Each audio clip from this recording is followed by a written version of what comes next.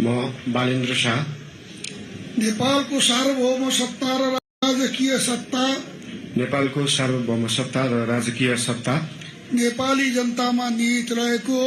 नेपाली जनतामा निहित रहेको नेपालको संविधान प्रति पूर्ण वफादार रही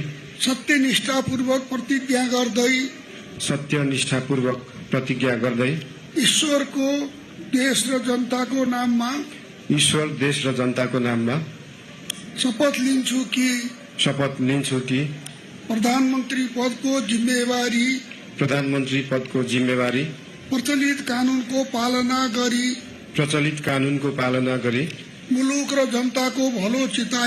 मुलुक र जनताको भलो चिताई कसैको डर नमानी पक्षपात नगरी पूर्वाग्रह वा खराब भावना नलिई ईमानदारीका साथ गर्नेछु र आफ्नो कर्तव्य पालनको सिलसिलामा आफूलाई जानकारीमा आएको कुरा म पदमा बहाल रहँदा वा नरहँदा जुनसुकै अवस्थामा पनि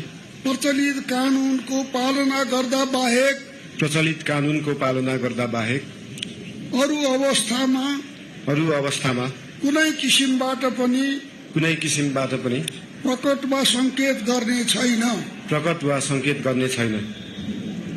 धन्यवाद।